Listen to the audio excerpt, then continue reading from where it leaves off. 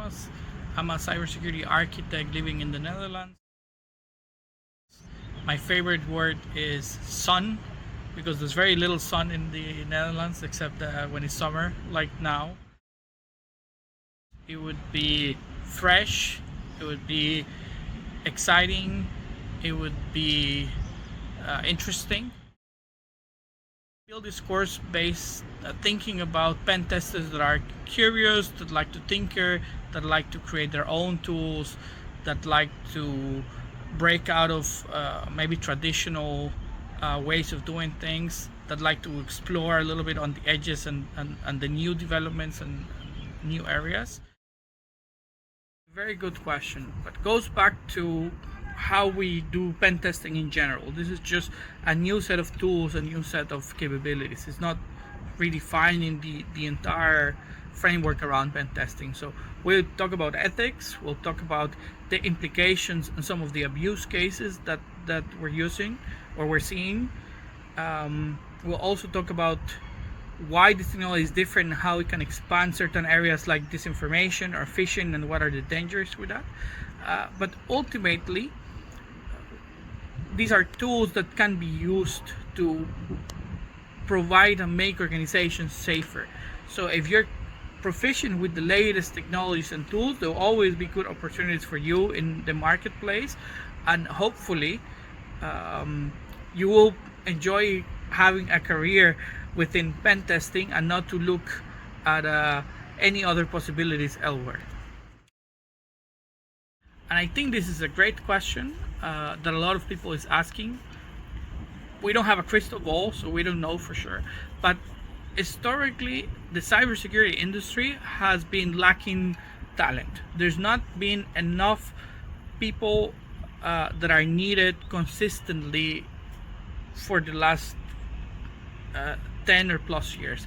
I think worldwide there was around 3 million vacancies that have not been filled. What I think is this technology will come in to work as agents, will work as companions, will work as extensions, as co-pilots of the human element. So it will help us cover the gap for the skill shortage. It might replace certain low value tasks in the future in certain specific workflows, but I don't see a future where AI will completely disappear the cybersecurity professional as we know it. Partly also because it's an adversarial game.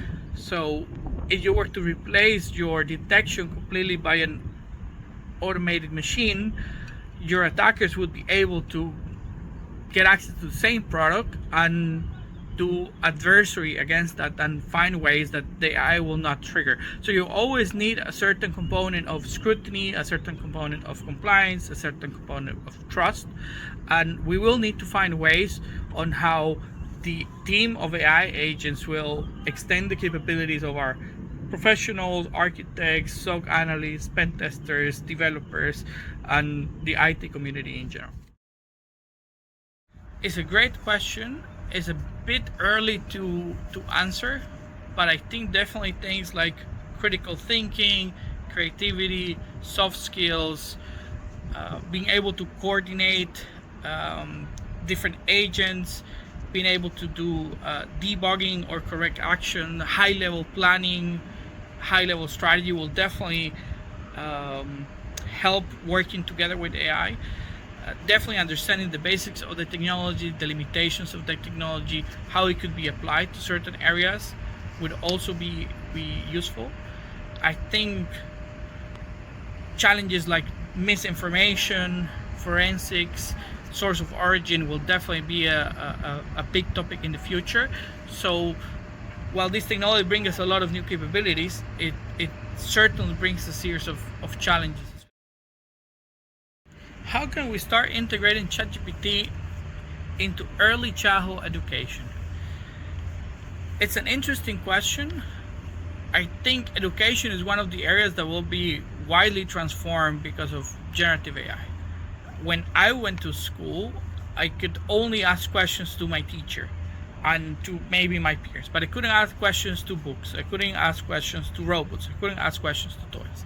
But nowadays, it's a completely different approach to learning a subject. It's much more easier to go ask questions at your level, identify into a certain area, explore a certain side quest of the topic, and then continue in that process. So I think for physics, for math, for everyday life, there's a lot of possibilities to integrate it in education in general.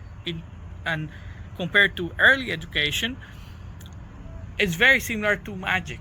We've been trying to create robots that can talk to kids from many years ago. So now we have technologies where we can start adapting it and adjusting it to certain periods, a certain context, and making the learning a lot more playful. So there's a lot of new possibilities in that area to get kids interested in technology, get it interested in social sciences, get it interested in art through mechanisms that we didn't have before. I think it's very similar to industrial controls, and we also used AI for a long time within cybersecurity detection and cybersecurity operations. One of the big challenges or big risk is over reliance on AI or over trusting of a certain assessment generated by AI. In the case of generative AI, we're able to create more comprehensive stories. We're able to look at logs and generate hypotheses of how these events link together. We're able to generate queries